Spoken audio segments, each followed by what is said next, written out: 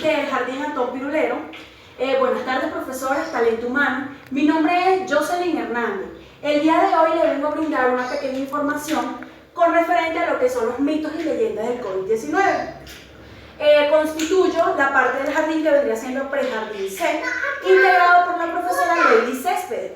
A continuación, antes de nosotros hablar acerca de los mitos y leyendas del COVID-19, tenemos que hablar primeramente sobre la patología como en materia de introducción, las cuales vamos a tener que este va a ser un virus en el cual va a atacar no solamente a humanos, sino también a animales, los cuales tenemos que tener claro que en el humano van a haber diferentes tipos de virus, entre los cuales vamos a encontrar el virus sincitial respiratorio, el adenovirus, el rinovirus, entre otros. También vamos a tener el famoso coronavirus, que más adelante les voy a explicar cómo fue la evolución del mismo.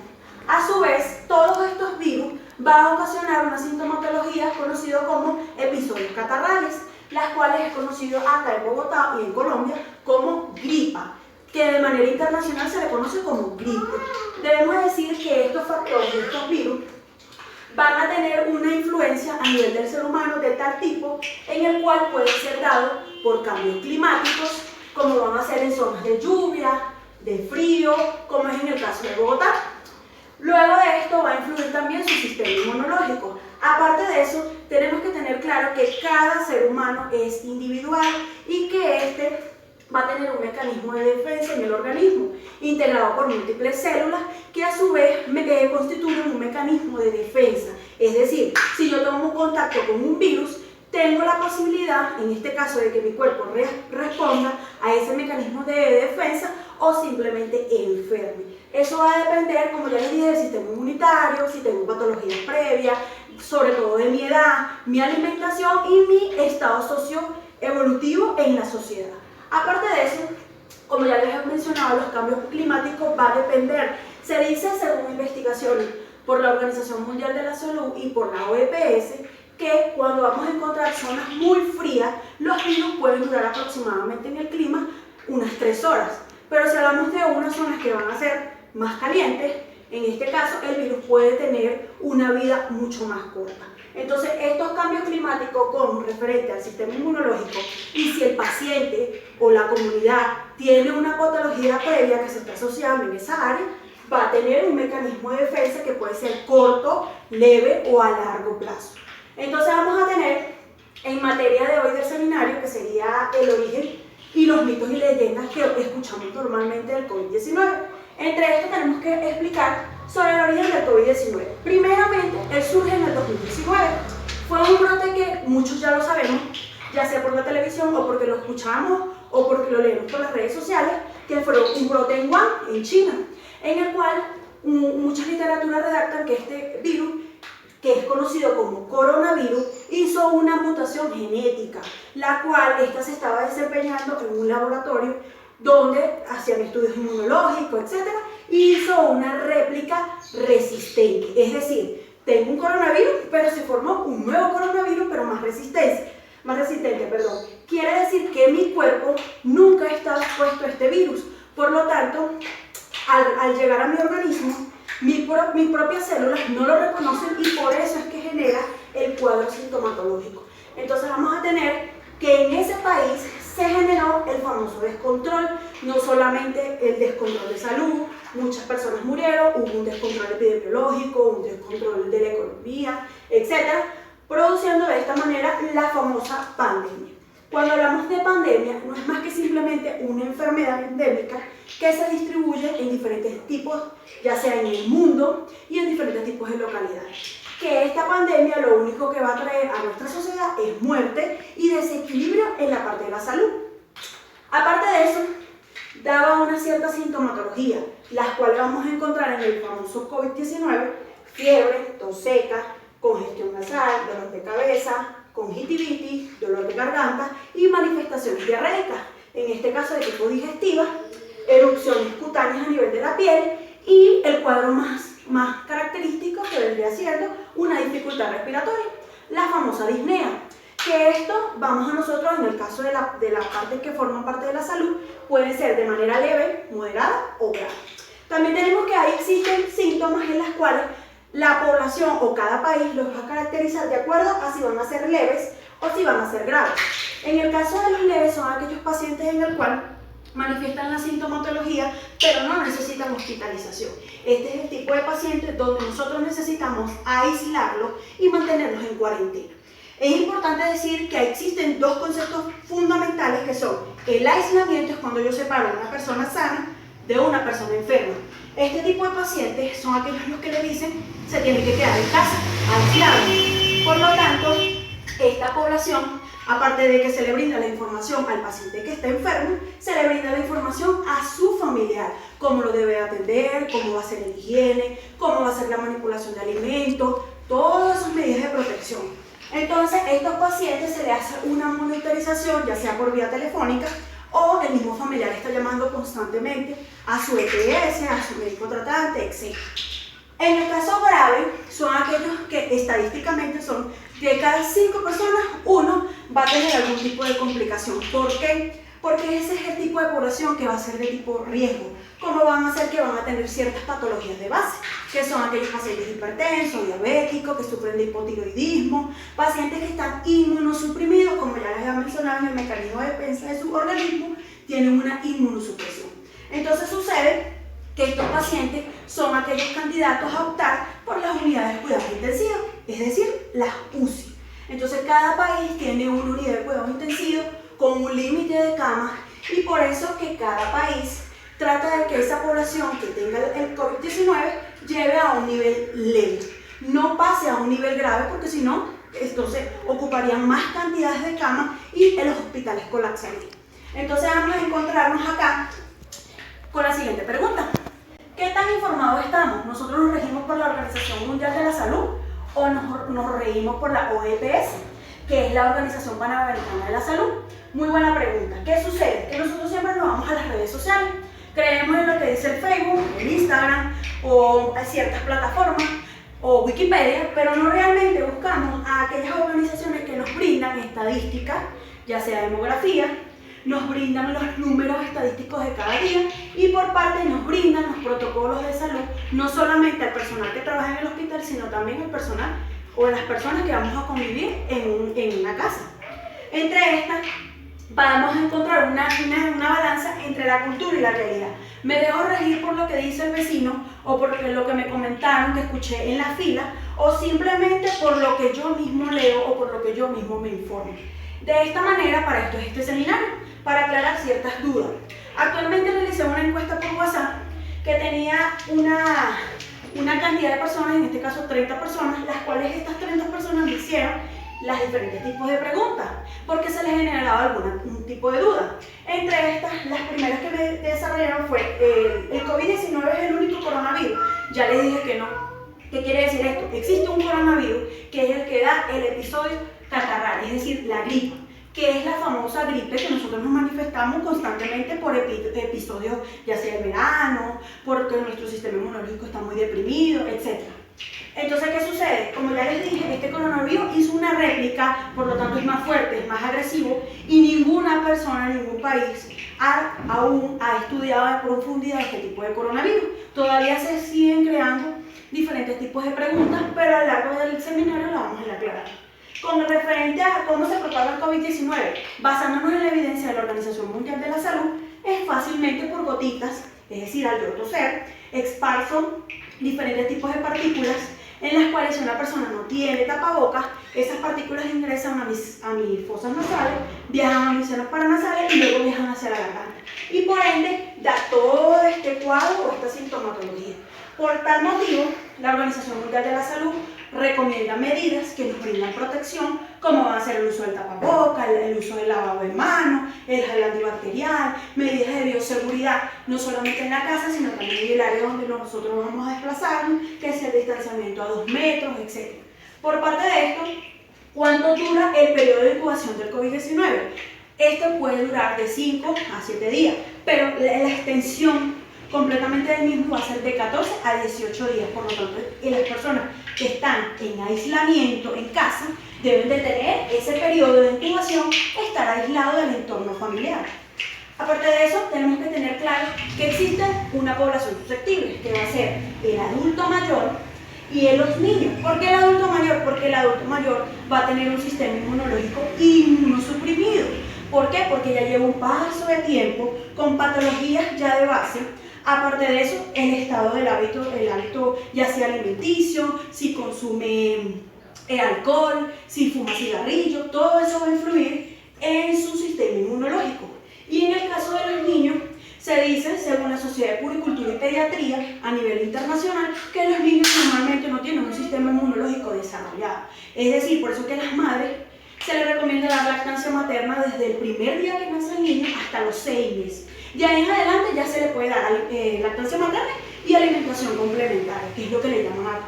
Entonces, los niños también tienen un sistema inmunológico bajo, por eso es que ellos necesitan la actualización constantemente del sistema de vacunas, su esquema de vacunación, porque eso lo va a ayudar a que se refuerce inmunológicamente.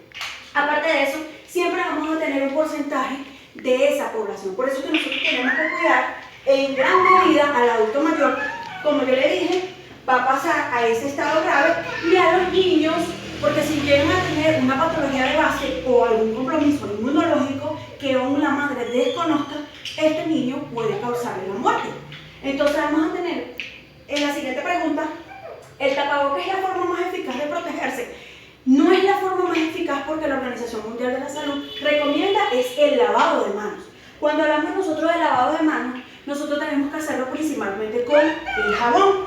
Sucede y acontece que cuando nosotros llegamos al lavamanos, abrimos el lavamanos, ¿verdad? Sacamos el jabón y al nosotros lavarnos las manos, primero tenemos que lavarnos la parte externa. Es decir, comenzamos acá, ¿sí? Lavamos la parte externa y luego, haciendo burbujitas, voy a agarrar. Se supone que en esta mano tengo jabón y voy lavando dedo por dedo, dedito por dedito, ya sea desde la parte externa hasta la parte interna o viceversa. Luego, posterior a eso, voy a lavar la parte interna y luego voy a lavar así y así y me voy lavando las manos. Esa es la manera recomendable que manda el Ministerio de Salud. Sí, se utiliza lo que vendría siendo el jabón. Entonces, el tapabocas es otra medida eficaz, ¿verdad? Pero es cuando nosotros vamos a tener contacto, ¿sí?, con otras personas. En esto va a influir también el distanciamiento de 2 metros. Aunque dice la literatura y lo que se argumenta a nivel de la información de 1 metro. Pero si nos ponemos a hacer un análisis, si yo estoy a 1 metro de distancia de una persona y esa persona es inconsciente, no carga tapaboca o simplemente no estornuda de la manera adecuada con el protocolo a seguir, yo no tengo tiempo de retirarme a una distancia, pero si yo estoy a una distancia de 2 metros, sí lo pudiera hacer. Pero de alguna manera tenemos que tener un distanciamiento. Para eso implica, pues. De tal manera, también utilizamos el gel antibacterial, que en este caso lo vamos a utilizar en el área laboral, o no nos da chance de irnos a lavar las manos porque no estamos en un sitio donde podamos hacerlo, podemos cargar el gel antibacterial. Ese es otro requisito o otra opción que podemos tener. Aparte de eso, ¿se puede transmitir a través de objetos, billetes y monedas? Pues claro que sí. Cualquier objeto que en este caso tenga contacto con alguna partícula de una persona infectada va a transmitir la enfermedad. Es decir, si yo en algún momento estornudé de manera incorrecta y con mi mano toqué esta superficie, automáticamente si viene un niño, un adulto, un anciano y toca esa superficie, va a tener contacto con esos virus, ¿sí? Y por lo tanto ellos van a tener la manipulación a nivel de la nariz, de la boca, y de ahí es donde se va a propagar la enfermedad. ¿Los tapabocas pueden esterilizarse y reutilizarse? No todos, es decir, les explico. Hay un tipo de tapabocas que es el tipo quirúrgico, que se utiliza en los hospitales, en las clínicas, etc. Este tipo de tapabocas no se puede esterilizar ni se puede reutilizar, por lo tanto él se tiene que descartar. La Organización Mundial de la Salud determina que cuando nosotros utilizamos un tapabocas, ya a las 8 horas tenemos que desecharlo. Es decir, ¿por qué? Porque el acúmulo de bacterias que viene a nivel digestivo viajan completamente hacia el esófago y salen por la boca. Entonces, si nosotros duramos mucho tiempo con el tapabocas, al contrario, en vez de protegernos, lo único que nos va a ocasionar es una infección, llámese gripa. Aparte de esto, estos son los tipos quirúrgicos que ya les he explicado y los reutilizables, que es lo que utiliza la gran parte de la sociedad, como van a ser los tapabocas de tipo de tela. ¿Qué sucede? Que este es un tipo de tapabocas que va a ser un poco más económico, no solamente para los diferentes tipos de estratos que tenemos acá, sino que este tipo de tapabocas nos permite que cada 8 horas nosotros podamos cambiar el tapabocas, ¿sí? Y es un poco más económico, es mucho más rentable para el bolsillo, pero hay que enfatizar en este sentido que no va a tener el mismo porcentaje de protección, ¿sí? Porque los de tipo que podemos descartar, que son los tipos quirúrgicos, ellos sí nos prenden la protección. Vamos a encontrar tipos de tapabocas como va a ser el N95, que es el tapabocas recomendado por la Organización Mundial de la Salud para el personal que cuida a pacientes con COVID. Es decir, que este es el tipo de tapabocas que tapa desde la parte del triángulo frontal de nuestra nariz y va hasta la mejilla. Es decir, tapa toda esta abertura. Sucede y acontece que vamos a encontrar muchas personas en la calle que se tapan, se colocan el tapabocas hasta acá. No se recomienda de tal manera porque se supone que si me voy a contagiar o tú me vas a contagiar, sea porque tengas o no tengas el virus, si me coloco el tapabocas acá, no me está cubriendo la nariz. Por lo tanto, no estoy haciendo nada colocándome el tapabocas. Entonces, usar guantes cuando se está en público es una forma eficaz de prevenir. Esto tiene su punto de vista positivo y su punto de vista negativo. Si yo salgo de mi casa y me coloco mis guantes, mis lentes protectores con mi careta, me coloco guantes por el simple hecho que me voy a subir al Transmilenio o al alimentador y de alguna manera tengo que tocar ya sea la silla, el tubo, para pararme, etc. Necesito utilizar mis manos para poder llegar a mi sitio laboral. Sucede acontece que muchas personas están en el Transmilenio, en el alimentador, en cualquier sitio y están utilizando con guantes el teléfono. Cuando llegan a su área laboral, se ponen el teléfono en cualquier sitio. Ese sitio, si ella tuvo contacto, en este caso con una zona contaminada, el teléfono está contaminado y al colocarlo en el sitio de trabajo se contamina el área. ¿Sí? Luego de esto se quitan los guantes y agarran el teléfono. Error. Si se supone que si yo estoy utilizando los guantes, yo no puedo tocar ningún objeto, porque ese objeto posterior a eso va a estar contaminado. ¿Qué pasa y acontece? Yo utilizo los guantes para mecanismos de protección, solo que lo estamos utilizando de una manera errónea, en ese sentido. Entonces, si yo me voy a la pregunta, ¿usar guantes cuando se está en público es una forma eficaz de prevenir? Entonces, no, porque lo estoy haciendo incorrecto. Si yo lo hago de la manera como lo acabo de explicar, entonces para mí esta pregunta sería sí. Ya quedaría a nivel de conciencia de cada persona pensar cómo estoy actuando para saber si me puedo proteger y proteger a mi familia. ¿Usar alcohol o antibacterial es igual a lavarse las manos? No. Les explico por qué. Esto es opcional. Si yo estoy en mi casa, no voy a utilizar gel antibacterial cada 5 minutos, cada 10 minutos. La opción sería lavarme las manos, se recomienda cada 3 horas.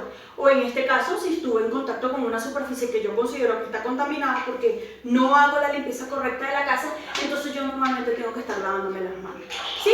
Pero ya esto es opcional. Si estoy en el trabajo, no voy a estar lavándome las manos cada 5 minutos, 10 minutos. Puedo utilizar, en este caso, un gel antibacterial y este gel antibacterial me va a ayudar a mantener mi área limpia, estar desinfectado. En el caso del alcohol, también lo puedo emplear cuando no tenga gel antibacterial.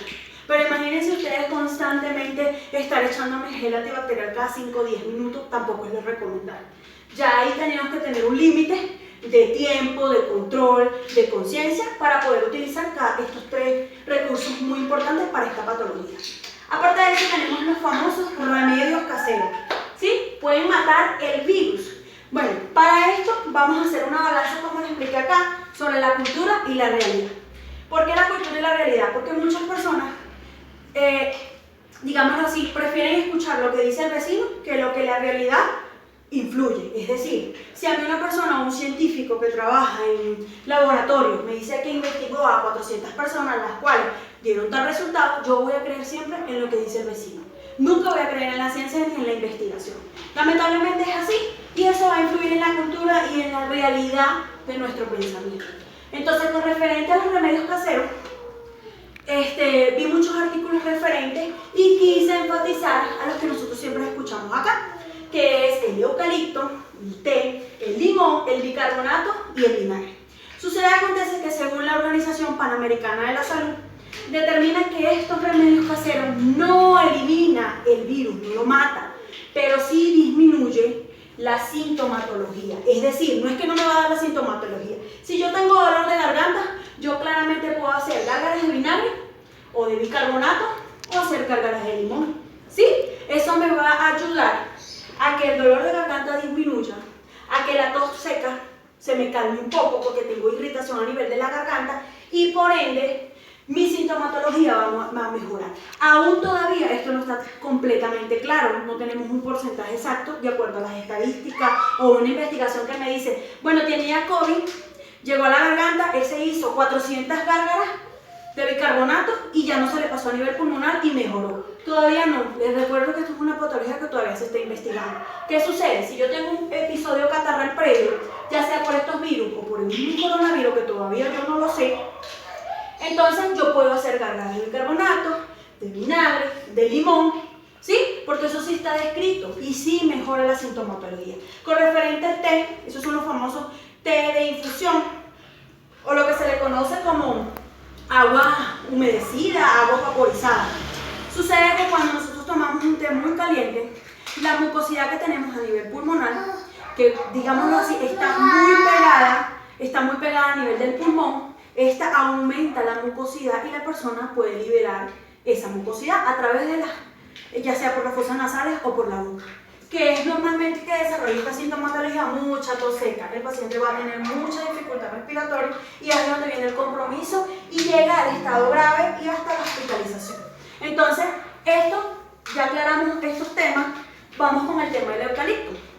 Muchas personas pasan vendiendo eucalipto por su casa. Yo no les digo a ustedes que no compren eucalipto, ¿okay? El eucalipto es un aromatizante, por lo tanto, aromatiza el hogar.